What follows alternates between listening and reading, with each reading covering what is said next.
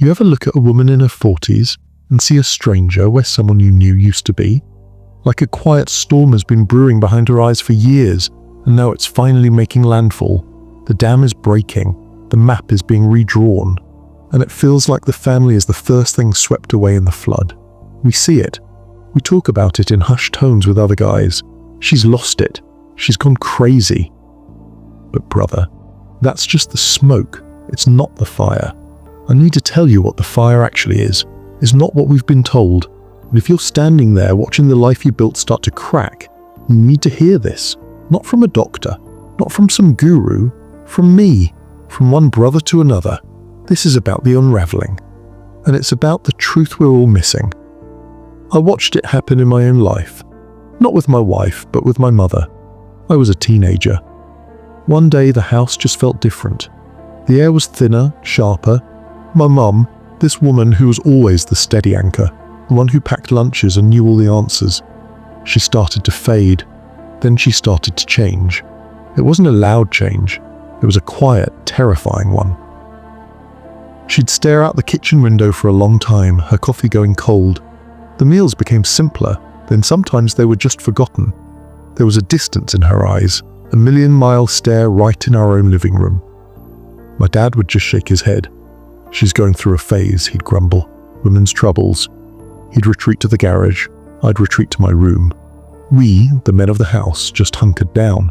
We thought we were being strong by waiting it out. We thought her storm would pass if we just stayed out of the rain. We were so wrong. The fighting started. Not shouting matches, but this cold, silent war fought with glances and slamming doors. The family dinners were a torture chamber of quiet chewing and unspoken accusations. I remember the crushing weight of it in my chest, the confusion.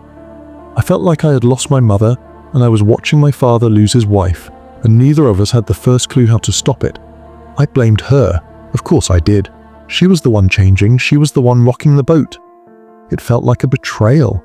It felt like she was choosing to be miserable, choosing to break us apart. I carried that anger for a long, long time. It was a hot stone in my stomach. It was only years later, looking back with older eyes, that I began to see the cracks in the foundation for what they really were. And that's when I started to understand. The first thing you have to get, right here, right now, is that it's not crazy. That word is a cage. It's a label we use when we don't understand the pain. When a man is in pain, he might drink, he might work too much, he might get angry. We call him troubled. When a woman is in a certain kind of pain, a deep soul-level pain, she doesn't always get angry. She transforms. What looks like chaos from the outside is often a last-ditch effort to find order, her order. It's the sound a foundation makes when it can no longer hold the weight it was designed to carry. For decades, she's been that foundation, the reliable one, the emotional switchboard for the entire family. She absorbs the stress, she manages the moods, she remembers the birthdays, she soothes the egos. She is the silent engine of the home, and for a long time, there's honor in that. There's purpose. But purpose can become a prison if the walls never change. Then, time passes, the 40s hit. The kids, if she had them, aren't little anymore. They don't need her in the same way. That all-consuming purpose of motherhood. It starts to recede. And what's left? She looks in the mirror and the face looking back is older. The world starts to treat her differently, like she's becoming invisible. She looks at her life, at the routines, the same arguments with her partner, the same drive to the same grocery store. And a terrifying question begins to whisper in her ear. Is this all there is? This isn't a midlife crisis. That's a term for buying a sports car. This is a soul crisis. It's the sudden, deafening awareness that the story she's been living might not be her story at all. It was a script she was handed a long time ago. The good wife, the nurturing mother, the dependable daughter. She played the part perfectly. But the costume has gotten tight. It's itching her skin, and the person inside is screaming to get out. This is where we, as men, often become the enemy. Not because we are bad people, but because we represent the status quo. We are the living, breathing embodiment of the life she now feels is suffocating her. We are the king of a castle she no longer wants to live in. We come home, we expect dinner, we talk about our day, We think everything is fine because the surface looks calm. We don't see the internal revolt. So when she finally starts to make changes, when she gets a new haircut, goes back to school, makes new friends, stays out late, asks for a separate room, we don't see it as a search for air. We see it as an attack on our home. We see it as her breaking the deal. We feel betrayed. So we push back, we get defensive, we ask, "What's wrong with you?" And that question, the very way we ask it, confirms her deepest fear that in this life, in this marriage, she is not allowed to change. She is not allowed to become. The leaving, the breaking apart of the family, that's not the goal. It's the collateral damage. It's the last resort. It's what happens when the need to breathe becomes more important than the house she's built.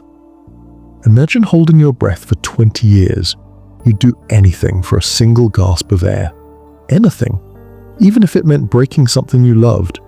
She isn't trying to destroy the family, she's trying to save herself.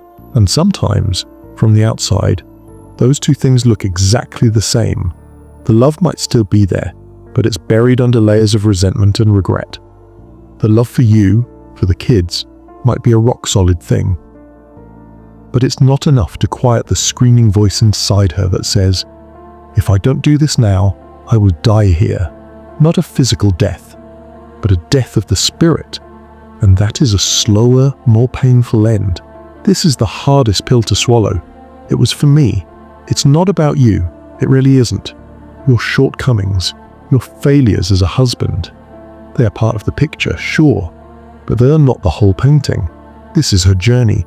This is her confrontation with mortality, with meaning, with her own identity separate from everyone else's needs. You are a character in her story, a major one, but you are not the author. Her rebellion is against the role she was cast in, not necessarily against the other actor sharing the stage. When you realize that, it takes the personal sting out of it. It doesn't make it hurt less, but it makes it make more sense. The woman you see isn't being possessed by a new personality. She is, for the first time in a long time, trying to remember her original one. The one that existed before she was a wife, before she was a mother, the one she put in a box and stored in the attic of her soul. She's just gone up to the attic, blown off the dust, and is trying to see if that person still fits. So what do we do with this? How do we stand in this storm without being destroyed by it? First, you have to put your own armor on, and that armor is understanding. It's seeing the battle for what it is. It's taking the label of crazy and burning it. See the pain, see the fear, see the desperate human need for a second act. This doesn't mean you have to be a doormat.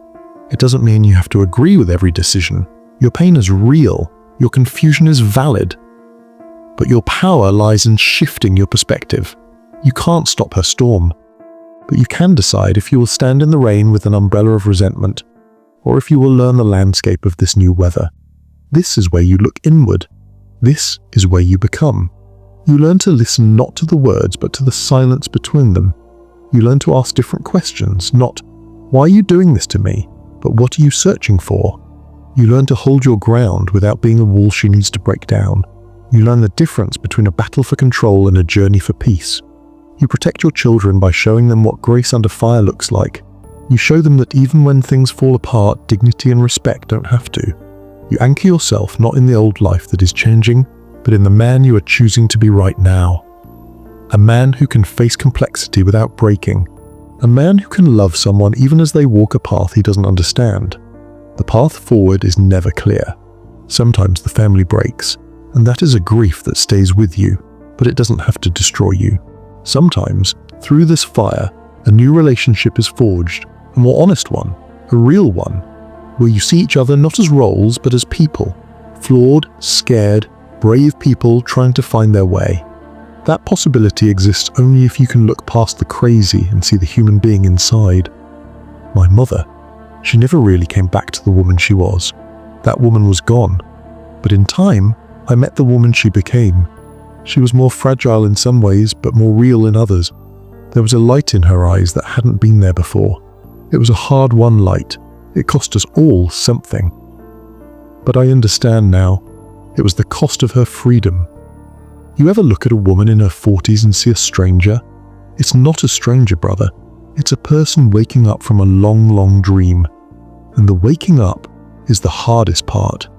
If this hit you, if you're in the middle of this storm or you see it on the horizon, you're not alone. Talk about it below. Let's get this conversation out of the shadows. Subscribe, we've got more to talk about.